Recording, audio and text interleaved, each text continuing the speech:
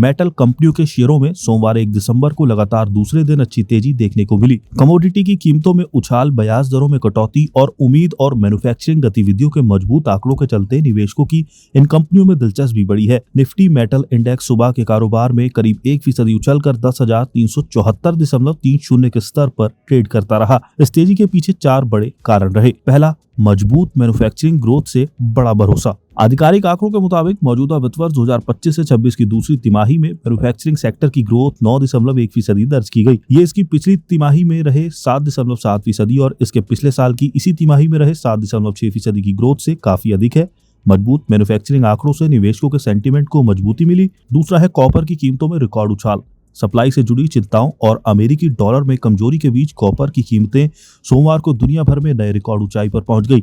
London metal exchange पर copper की कीमतें $11,290 प्रति टन से अधिक के नए ऑल टाइम हाई पर पहुंच गई। अमेरिका में कॉमेक्स फ्यूचर्स भी लगभग 2% चढ़ गए। भारत में भी MCX पर दिसंबर एक्सपायरी वाले कॉपर फ्यूचर्स 1048 प्रति किलोग्राम के ऐतिहासिक स्तर पर पहुंच गए।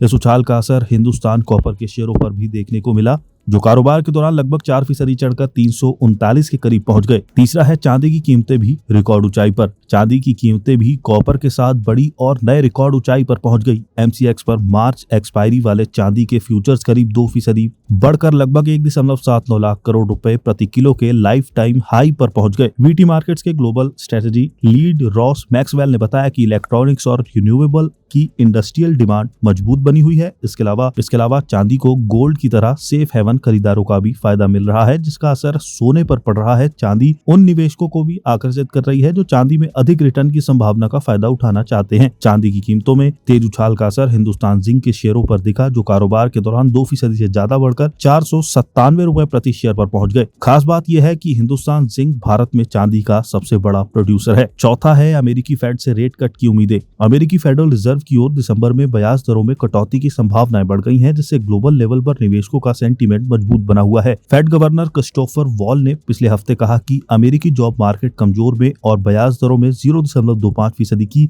एक और कटौती संभव है। इससे पहले न्यूयॉर्क के फेड प्रेसिडेंट जॉन विलियम्स ने भी ब्याज दरों में निकट भविष्य में कमी की संभावना जताई थी।